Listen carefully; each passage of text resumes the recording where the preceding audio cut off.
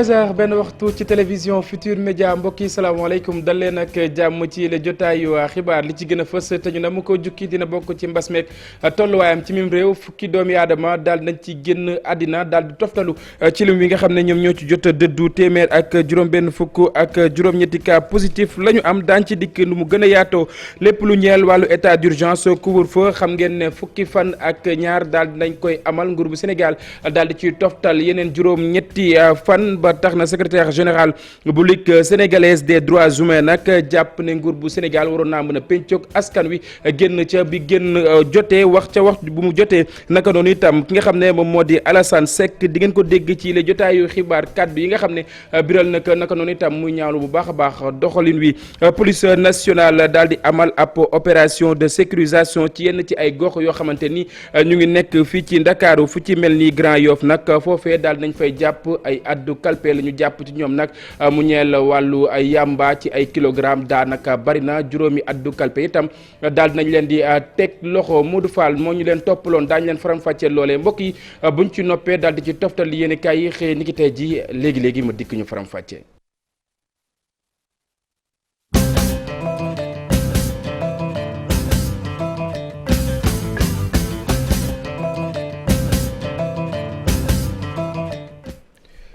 jërë ngeen jëf ñu nuyuwaat leen ci gën gi nuyu rafetlu ànd bi ak télévision Futur Média nañu ko junjee woon fukk ci ay doomi aadama daal nañuy toftalu ci lim bi nga xam ne ñoom ñoo ci jot dëddu téeméer ak juróom-benn fukk ak juróom-ñetti cas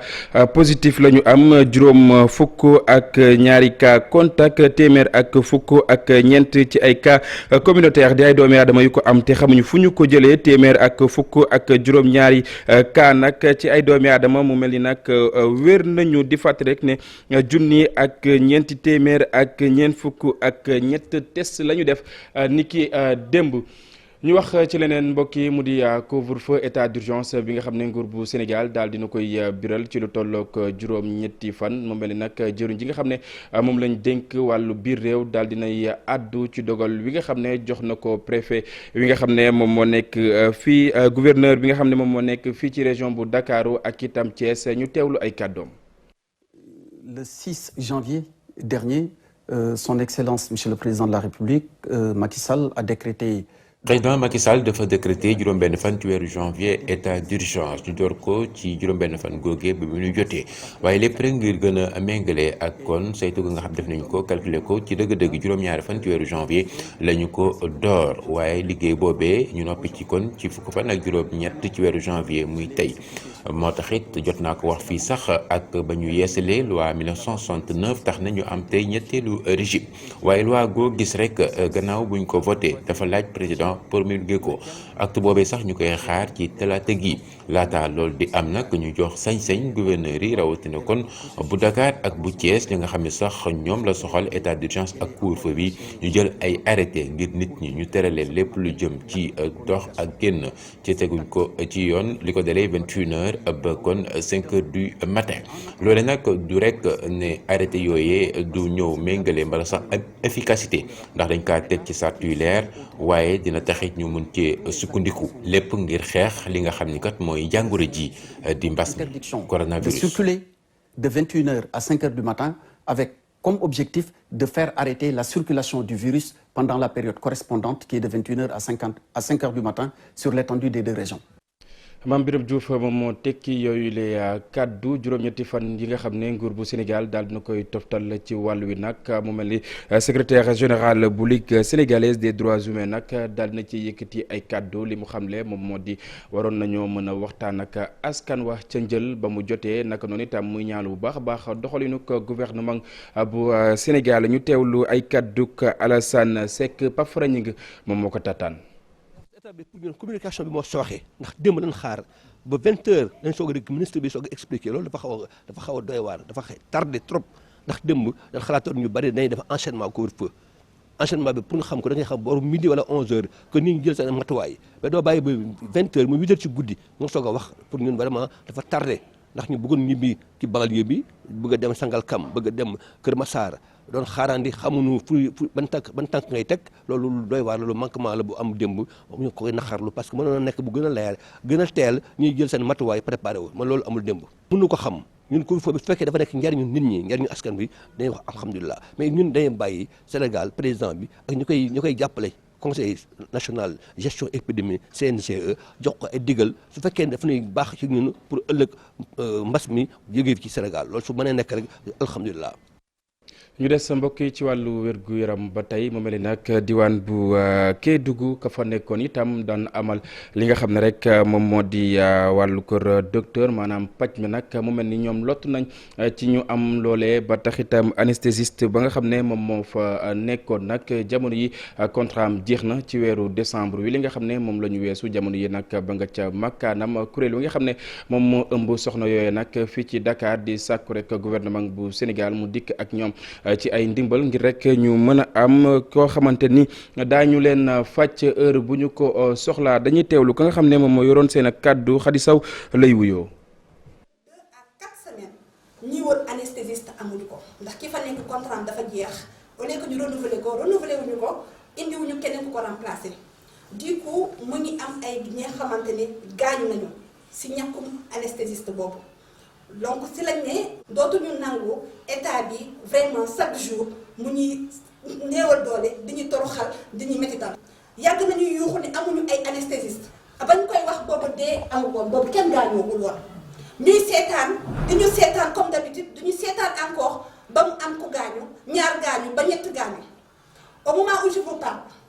am na ñaari cas grave ñoo xamante dañoo am coronavirus ndax tey gis ngeen ne 6 cas coronavirus moo am Kédougou amuñu centre traitement amuñu ko parce que dañ ko tëj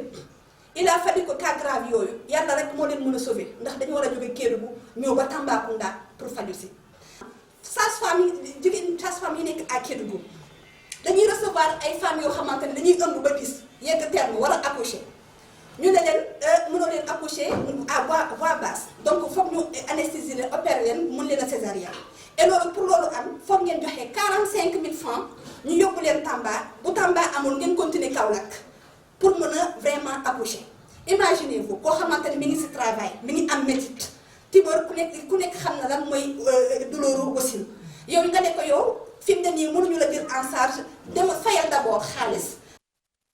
jafe-jafe ci wàllu kër docteur la ñu amee ngeen doon déglu ay kàdduk Khady Sakho moom mooy présidente de l'amicale des femmes ressortissantes de Kédougou à Dakar daañ ci waxaat leneen itam nu mu gën a yaatoo ñu wax ci leneen loo xamante ni mbokk yi maa ngi leen ko doon junju sànq bi ñu door yi la jotaayu xibaar police nationale nag jamono yi mi ngi amal opération de sécurisation ci yenn ci ay gox yoo xamante ni ñu ngi nekk fii ci Ndakaaru ca Grand Yoff foofee nag ba ñu fa demee daal nañuy jàpp ay addu kalpe la ñu jukki ci ñoom itam ci ay yamba nag kilogramme bari na naka noonu itam daal nañu jàpp juróom ca ñoom ñu teewlu Modou Fall ak Mohamed Sow Dieng wa nga xam ne toppoon nañu leen ca boobule opération.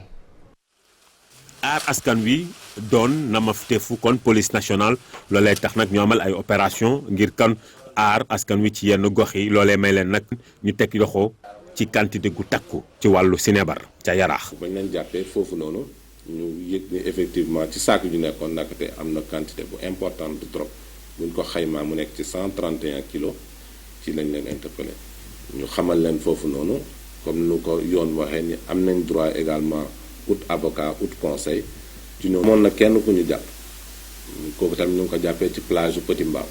bañ ko jàppee également moom ñu ngi fekkoon ci moom tamit fukki kilo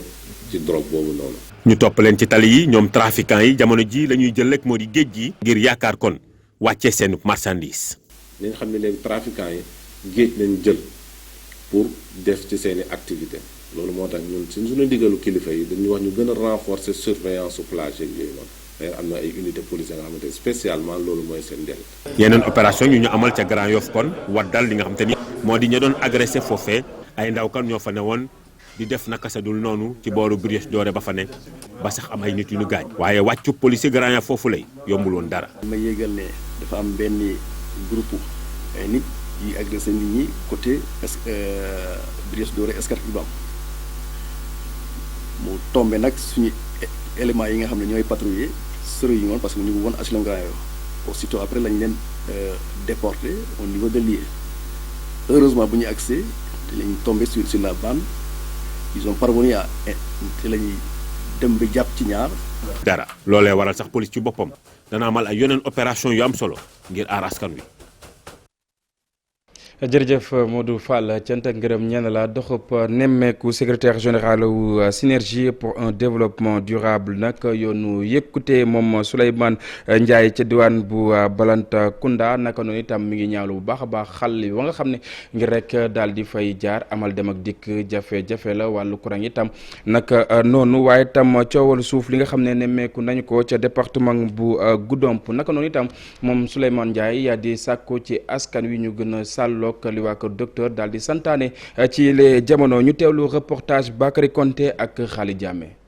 Goudomp collectivité territoriale yi bëri nekk ci ay jafe-jafe yi tar lu mel ni commune bu Goudomp ñoom nag voirie yi dafa manque picc diwaan bi maanaam ay yoon yi baax courant yenn quartier yi amuñu ko ba farle mu am wàllum suuf mu am coow bu métti boo xamante ci at yi gis nañ ko fii ci commune bu Goudomp mu nekk situation boo xamante ne Souleymane Ndiaye secrétaire général bu synergie pour un développement durable yoonu naatange di ko ñaawlu bu mu amalee fii benn tournée fii ci Balantacounda. mbirum enclavement bi également dinañ doon avocat wu département bi au président de la république pour que mu jàppale ñu ba nga xam ne département bi dinañ ko désenclaver waaye wax naa ne tam il faut ngeen def tout ba ngeen am si tetu seen collectivité yi seen bopp mairie yeeg yooyu ngeen am fa nit ñu nga xam ne askan wi moo leen tax a jóg parce que loolu moo lay permettre il faut nga am ku nga xam ne moo mun a dem di uti ay partenaires mais tant que ñu ngi fiy teg ñu nga xam ne seen bopp ak seen i ñoñ moo leen tax a jóg état bi nu mu bëgg a def te luñ la jox nga def sa poste lay jafe. Souleymane Ndiaye daal di waxat tam ci deuxième vague coronavirus bi mi ñaax askan bi ñi daal di respecter mesures barrières yoo xamante ne autorités sanitaires yi moom la ñu digle. ñun lu ñuy wax population bi mooy que ñu respecter les mesures barrières ñuy takk seeni masque ba pare di éviter ay rassemblement waaye nag ñi ngi remercier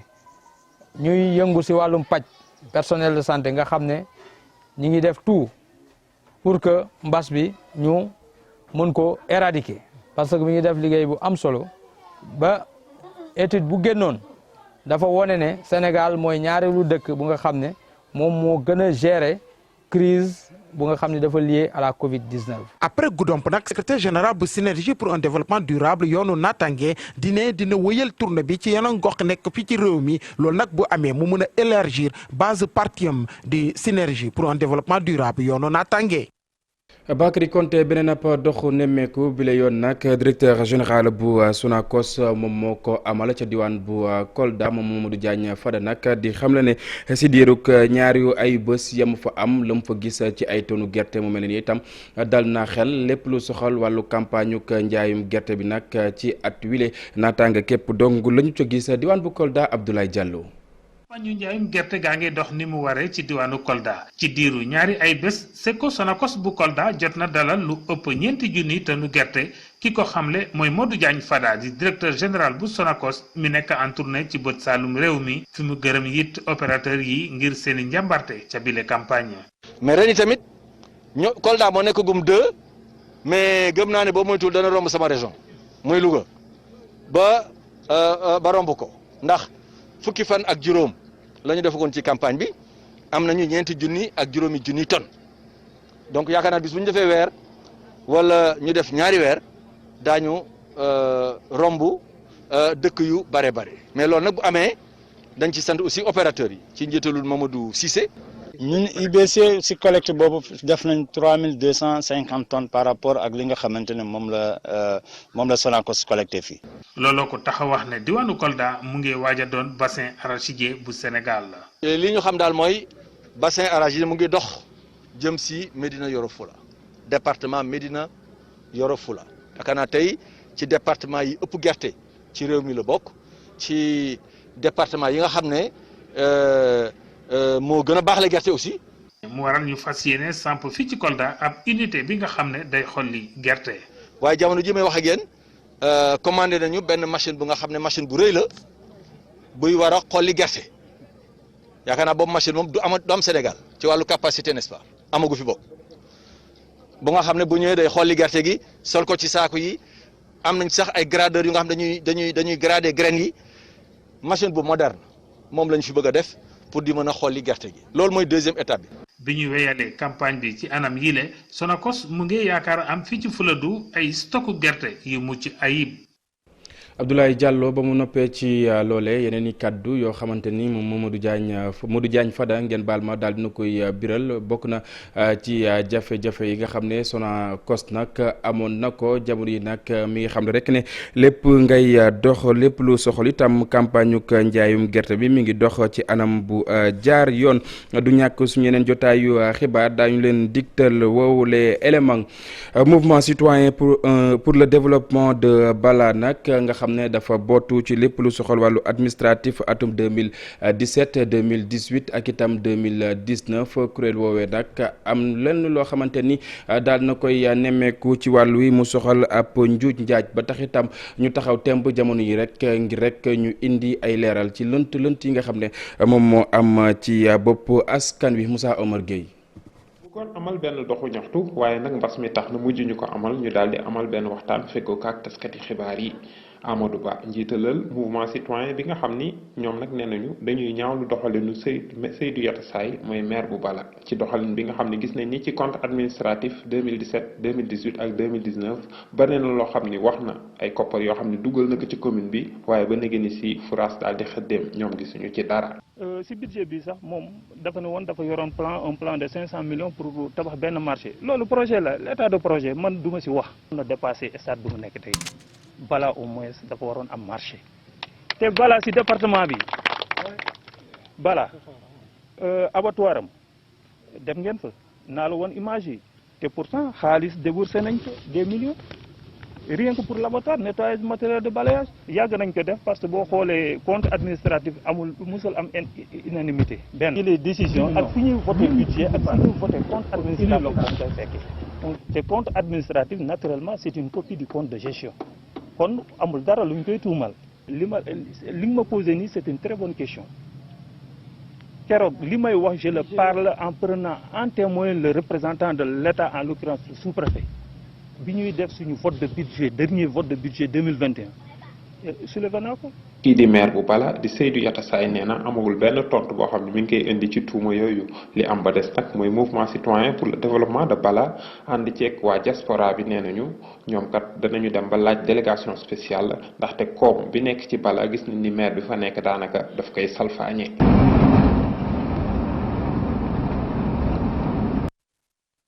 Moussa Omar Gueye mbokk yi ñu wax ci leneen mu soxal wàllu tàggat yaram basket ki nga xam ne nag moom moo di entraîneur bu Dakar Université Club maanaam DUC di sàkku rek ñu daal di woo yenn ci ay supporters bu fekkee sax seen ak lim day mat fukk ci stade Diom Marius Ndiaye lu ni mel dina mën a tax ñu gën a ñaax ñi nga xam ne ñoom ñoo di joueurs yi ñi njëkk ñu gën a mën a am sañ-sañ ci li nga xam ne moom moo di wowle stade Diom ñu teewlu ay kàddoom ci micro Cheikh Sadbou Diarra ak Amadou Ba. parce que public la comme équipe boo xoolee ñaari gradins yi nekk si ginnaaw pan ak en face amul kenn léegi mënoon nañ allégé ñu ne équipe yu joué comme supposons Duc doon joué ak Ville de Dakar ñu ne 30 mën nañ may 30 fait après bu ñu paree ñu génn ñeneen dugg 30 ainsi de suite quoi loolu dina mën a tax sax au moins xaw a gradins yi mais tout le temps ñu respecté bés yu bare parce que 30 boo leen jël comme ñun boo jëlee ñun tribune bu nekk suuf nga jël 30 mën nga leen tasal si tribune du ñu xaaj a jegante beneen kemi tamit loolu la daal.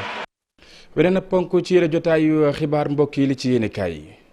couvre-feu gi jeex keroog yokkaat nañu ci yeneen juróom-ñetti fan xibaar baa ngi ci xët mu njëkk Soleil national ministre intérieur di Antoine Félix Diome moo ko wax démb ci télévision nationale Walf Quotidien nañu Ndakaaroo kees dañuy wéy di des ba léegi ci ak lëndëm fatu 21h ubbi 5h du matin yokkaat nañu ci couvre-feu bi yeneen juróom-ñetti fan tey jii ci talaata ji ca la ñu war a promulguer loi ba ñu woote woon keroog ci assemblée nationale mu soxal ay joyandi ak i coppite ci état d'urgence beeg état de siège bi lii Quotidien nañu lii état bi def mu di yokkaat couvre-feu bi def nañu lu ñu tegul fenn dogal la bu ñu jël te tegewul ci yoon illégal ak illégitime ci ñaari waat yooyee la journal bi tënkee yëf yi mu di wàllu couvre-feu gi la si ne kay nee nañu président Macky Sall mi ñu doon xaar mu wax ci mujj caa wax ab administration la ca wax loo ñoom la jébalaat patas bu tànk bi ne leen régler leen ko Vox Populi mel ne ku naan ñu du neex a régler ndax ñoom ñi ko war a régler dañoo far sax juum ci seeni délai ba nuppi jàllax yi fi gouverneur yi ngir mën cee raxasu Antoine Diome nee na mu di ci Ndakaaru di ca kees couvre-feu bi dafay wéy ba talaata jii di ñëw dëkk bu ci nekk sant nañu gouverneur ba fa nekk mu seere ko gouverneur bu Ndakaaru di Alassane Sall ak Maurice Latyr Dione gouverneur bu kees ñoo ci des Kees Le Quotidien nañu tóone di Antoine ma nga ca prolongation ya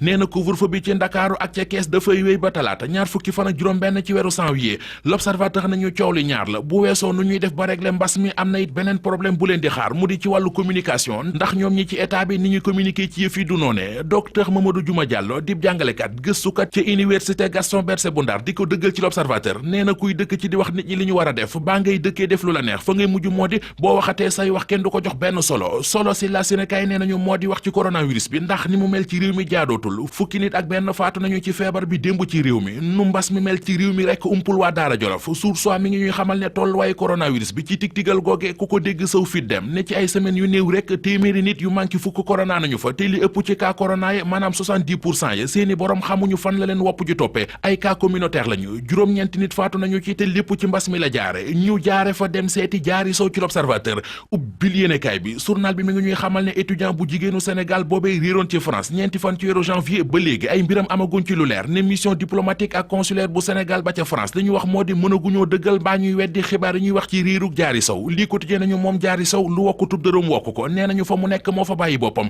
ñoo ngi wax sax waxi naan moom xale bu jigéen bi dafa fàq la Sénégal nañu police bu France moo ko wax ñu wax ci waxtaan yu première dame bu Sénégal Marième Sall doon def démb ci télévision nationale journal Les Échos nañu guléet la moom Marième Sall ba mu déggee première dame ci réew mi ak léegi démb la masa toog di waxtaan ak presse bu Sénégal nee na li tax mu toog daanaka juróom-ñetti at kenn déggu ko moo di bëggul di wax di seene président moom kenn falu ko boroom këram Macky Sall la ñu fal moo tax moom it mu ropp ci ginnaawam def na ñëpp xamal na nit ñi nañu moytu ñuy ñëw ci ñoom naan dama leen di yóbbu ci première dame ndax mënuñu ko képp ku ma bëgg a gis yoon wi wenn la amul xajji amul seen Soleil national nañu première dame nationale dolli na ci ne fondation Servir le Sénégal gi mu taxawal ñëpp la fi nekkal moytu leen ñi ñëw di leen laaj xaalis ci sama tur rawatina nag ñiy jaare ci réseaux sociaux yi man Marième Sall laajuma kenn dara laajuma benn xaalis nu ma dimbalee nit ñi lay seet rawatina ñi feebar ak ndof gi ñu ko fi doon jiiñ Source A nee nañu bi ko ci journaliste bi laajee ay ree la ko def ndax nee na ko man mii di wax ak yow sax ci nit ñi laa ko déggee Vox Populi nañu wax nañ ne moom Marième Sall du koy ñoddi ak di taawi ak di diisal àdduna ndax li mu jàppote gëm ko moo di moom ñëpp a yam première dame cër la rekk bu ko yàlla jox du tee dafay génn di dem ci nit ñi bañ na ko ba fu mu dem sax dafay bëgg a créer ambiance gi soppeeku na ci biir tariixa Mbàkke Ruuxu La Tribune bind na seenub xalifa di Baaba Laabe mii tëggoo ab yonent ma nga ca kaso bu Kolda fanaan na fa guddeem gu njëkk biig jërëjëf Mamadou Mohamed Ndiaye cant ak ngërëm ñeel la beneen Mamadou mi ngi ci beneen studio di waajal li nga xam ne rek moom moo di li ci internet yi Mamadou dama lay nuyu wala damay jeexal ginnaaw tey lan ngay indi li koy jagleel mbokk téléspectateurs yu télévision Futur Média. maa ngi lay fay Cheikh Diop di nuyu téléspectateurs yi internet yi boo jeexalee wax nga ko ñu ñëw yaatal man ak mairie. laataa loolu lan ngay indi tey. waaw tey de xam nga ni première dame mooy def buzz ci réseaux sociaux yi. démb interview bi. d'ailleurs dafa wax sax ci mbirum internet ak réseaux sociaux yi surtout page Facebook am bi nga xamante ñëwoon nañ ci démb. ñun ci biir émission bi wax ci lu yaatu ak ay arnaque yi ci doon dox moom ñëw na ci yéy ci yàbbi ci kanam dinañ ci ñëw leeral. jërëjëf Mamadou léegi lay doon mbokk yi ñun itam fa la ñuy jaar daal di buural wi la jotaayu xibaar dig daje ak rédaction bu télévision Futur Média ngoon incha allah ci jotaayu xibaar yi lu ma loolee tam ñu bàyyi leen ngeen wéy ak suñu ay programme kenn daloog jàmm